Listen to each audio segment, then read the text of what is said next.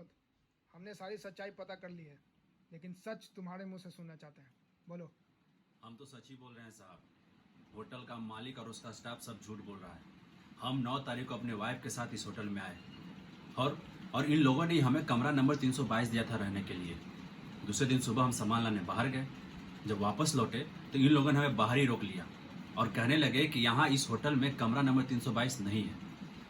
बस इस बात पर हमारा झगड़ा हो गया था साहब। तभी तो हमने आपको कॉल किया था, यहाँ बुलाया था। और उसके बाद जो कुछ भी हुआ वो तो आप सब जानते ही हैं साहब।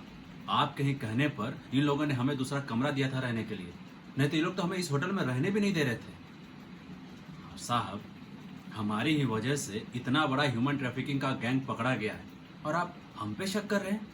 अरे चुप, सच सच बता।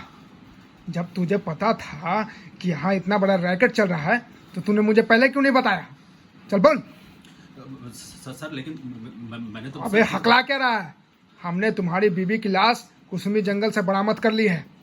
अब सच सच बता। चल बोल बोल।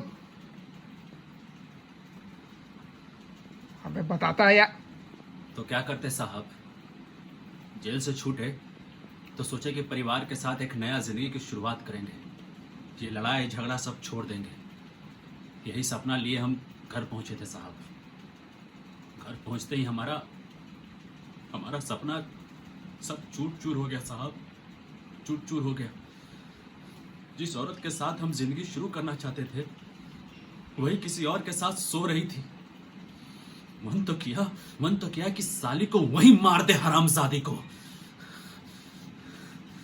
लेकिन गुस्सा पी के रह गए साहब, गुस्सा पी के रह गए। सोचे कि जो औरत हमको धोखा दे रही है उसको मारकर हम फिर से जेल नहीं जाना चाहते थे साहब, जेल नहीं जाना चाहते थे। इसलिए हमने उसे घुमाने के बहाने बाहर लेके गए और कुसमी जंगल में ले जाकर उसको मार दिए साहब, मार दिए। और उसके बाद यहाँ इस होटल में आ गए। तो तुम्हें इस होटल के बारे में सब कुछ इतना कैसे पता, और खासकर कमरा नंबर 322 के बारे में? हम जेल में थे साहब, तो टिन्नू महतो ने हमको इस होटल के बारे में बताया था। उसने कहा था कि कमरा नंबर 322 में कुछ गलत होता है। यहाँ लड़की को गायब कर दिया जाता है और आदमी को मारकर फेंक दिया जाता है। टिन्नू महतो यहाँ काम करता था। वह इन लोगों के खिलाफ कोई जानकारी हासिल करने की कोशिश कर रहा था, तो इन लोगों ने उसको भी जेल में डाल दिया था साहब। हमको टिन्नू महतो की बात याद थी। हमने सारी योजना बनाकर उस साली हरामजादी कुतिया को, झुनकिया को कुसमी जंगल में ले जाकर मार दिए साहब, मार दिए। साली छटपटा रही थी साहब, छटपटा रही थी, जान की भीख मांग रही थी साहब, भीख मांग रही थी। कह रही थी हमको छोड़ दो, हमको माफ कर दो। ये सब देख कर हमको बहुत मजा आ रहा था साहब, बहुत मजा आ रहा था, बहुत अच्छा लग रहा था साहब, बहुत अच्छा लग रहा था। लेकिन हम उसका सुने नहीं साहब, उसका सुना नहीं। उसका नेटी टीप के साहब, उसका नेटी टीप के उसको मार दिए साहब, मार दिए।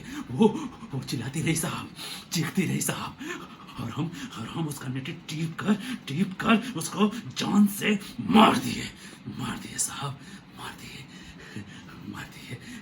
साहब, मार दिए।